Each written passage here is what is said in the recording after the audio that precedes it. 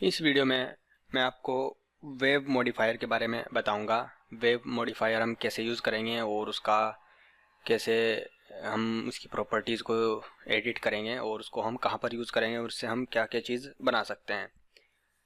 Wave modifier इस तरह से यूज़ होता है जैसे आपने कर्टेन वगैरह देखा हो। वेव के नाम से ही जाहिर हो रहा है कि वो किस तरह से यूज़ होता होगा। तो उसके लिए हम यहाँ पर कुछ प्लान बनाएंगे। अब हम इसमें अभी तक जो हमने वीडियोस बनाई हैं वो 2016 में बनाई थी। 3D Max 2016, ये 2018 है। थोड़ा सा डिफरेंट है इसमें और उसमें, तो मुश्किल नहीं है, वो सब कुछ सेम है। अगर आपको कुछ प्रॉब्लम आए तो आप क्वेश्चन करके पूछ सकते हैं, अपना स्क्रीनशॉट पोस्ट कर सकते हैं फेसबुक ग्रुप में, लिंक नीचे वीडियो में दिया हुआ है। तो चलिए स्टार्ट करते हैं, हम कैसे वेव मॉडिफायर को सीखेंगे। मैं यहाँ पर एक प्लेन बना लेता हूँ। मैंने यहाँ पर एक प्लेन बना लिया, इस तरीके से एक प्लेन बना लिया। मैं ग्रिड को बंद कर देता हूँ, जी प्रेस करके ग्रिड बंद करा दी। और मैं यहाँ पर इसमें जो मैंने ये प्लेन बनाया है, मैं इसमें यहाँ पर कुछ सेगमेंट दे देता हूँ। मैंने इसको लेंथ दी, मान लो मैंने लेंथ दी 100 और विड्थ भी दी 100। अब मैं यहाँ पर इसके कुछ लेंथ सेगमेंट डाल देता हूँ। मैंने दिए 100 और विड्थ सेगमेंट भी मैंने दिए 100। अब मुझे यहाँ पर सेगमेंट नज़र नहीं आ रहे, इसमें एक प्लेन नज़र आ रहा है, तो हम यहाँ पर F4 प्रेस करेंगे जिससे हमें सेगमेंट नज़र आ जाएंगे। आप यहाँ पर क्लिक करके भी सेगमेंट को यानी कि एज फेसिस को ऑन ऑफ करा सकते हैं। तो ये हमने एक प्लेन बना लिया। अब हम इसको मॉडिफायर देंगे, वेव मॉडिफायर देंगे। इसको हम ऐसे सिलेक्ट करेंगे। सिलेक्ट करने के बाद हम यहाँ पर क्लिक करेंगे मॉडिफाई, यहाँ पर मॉडिफाई टैब में, और उसके बाद हम यहाँ पर मॉडिफायर लिस्ट पर क्लिक करके W प्रेस करेंगे। मैंने W प्रेस किया तो यहाँ पर मुझे दिखाएगा वेव कमांड, तो हमने क्लिक करा दिया तो इस पर वेव मॉडिफायर जो है अप्लाई हो गई। हम यहाँ पर देख सकते हैं जो हमारे पास मॉडिफायर सेलेक्ट है, यहाँ पर हम देख सकते हैं हमने वेव कमांड दे दी प्लेन के ऊपर। अब हम यहाँ पर इसके कुछ पैरामीटर्स हैं, इनको हम यूज़ करेंगे। यहाँ पर देखेंगे, यहाँ पर लिखा हुआ है एम्पलीट्यूड 1 और 2। हम यहाँ पर इसको चेंज करेंगे। मान लो मैंने यहाँ पर ले दिया 2 कुछ दिया, तो ये थोड़ा सा इसमें एक चेंजेस आया है। मैं इसको थोड़ा ज़्यादा करता हूँ, इस तरीके से हमें ये नज़र आएगा। और यहाँ पर देखेंगे एम्पलीट्यूड 2, इस पर अगर हम मैं इसको भी कर दूँ, मैंने दोनों को दिया 5 और 5, तो ये इस तरीके से नज़र आएगा। अगर हम 1 को 0 करा दें तो हमारा साइड्स में आएगा ये। अगर मैंने 1 को 0 करा दिया तो बीच में नहीं आएगा, साइड्स में आएगा। यानी कि अगर हम यहाँ पर एम्पलीट्यूड 1 पर 0 रखते हैं तो बीच में बिल्कुल प्लेन रहेगा और यहाँ पर हमारे वेव नज़र आएंगे। और अगर हमने इसको कुछ वैल्यू दे दी और इसको 0 करा दिया तो यहाँ पर ये प्लेन हो जाएगा दोनों साइड में और बीच में हमारे पास इस तरीके से वेव आ जाएंगे। तो इसको देखते हैं डिटेल में हम करके।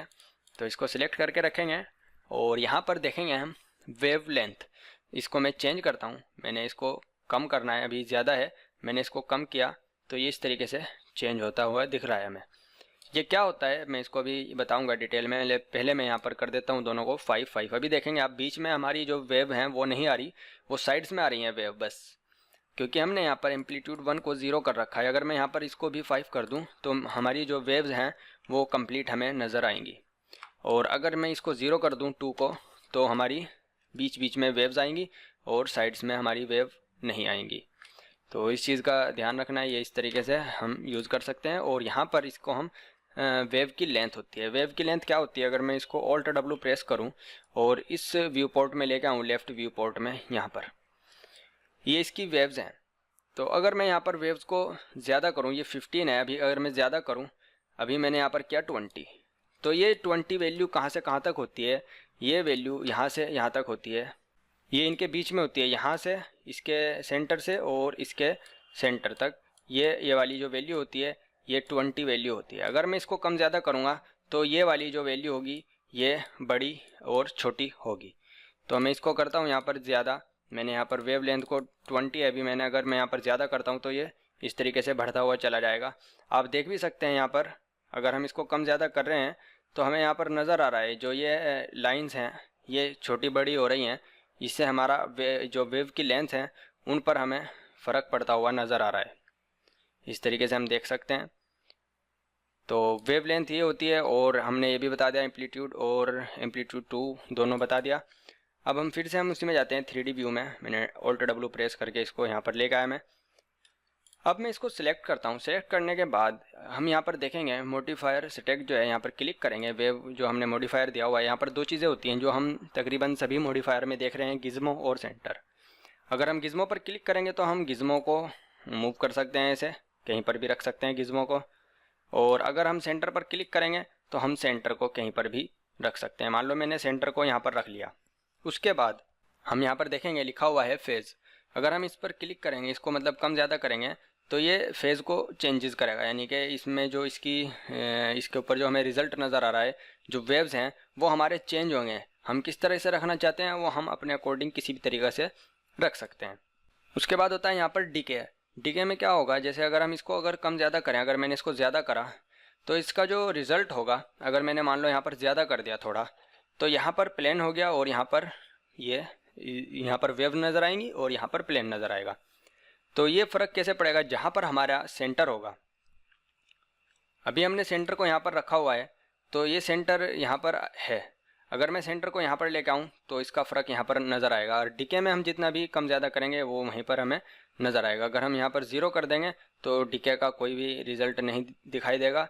और अगर यहाँ पर हम कुछ वैल्यू बढ़ा देंगे तो हमें डीके का रिज़ल्ट नज़र आएगा। और हम इसको सेंटर से मूव करके कहीं पर भी रख सकते हैं। जैसे अगर आप कर्टेन बनाते हैं, किसी विंडो का कर्टेन बनाते हैं, तो उसमें आप इसको यूज़ कर सकते हैं अपने अकॉर्डिंग, अपने डिज़ाइन के अकॉर्डिंग वहाँ पर आप इसको रख सकते हैं। आप यहाँ पर डीके की वैल्यू कम ज़्यादा करके भी इस तरीके से रख सकते हैं इसको, या फिर आप 0 रखें यहाँ पर और अपने अकॉर्डिंग इसको डिज़ाइन कर सकते हैं जैसे भी आप चाहते हैं। वेव की लेंथ मैंने आपको बता दिया कैसे चेंज करनी है, और एम्पलीट्यूड दोनों बता दिया, एम्पलीट्यूड 1 और 2।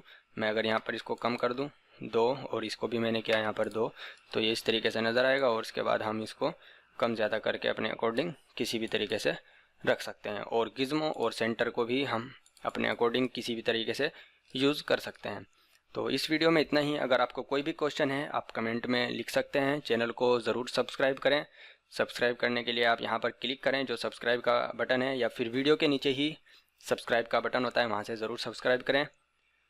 और वीडियो को शेयर भी करें, लाइक भी कर सकते हैं। और जो भी क्वेश्चन है आप कमेंट में लिख सकते हैं, या फिर फेसबुक का ग्रुप ज्वाइन करा लें आप, वहाँ पर अपने क्वेश्चन आंसर कर सकते हैं शेयर एक दूसरे के साथ।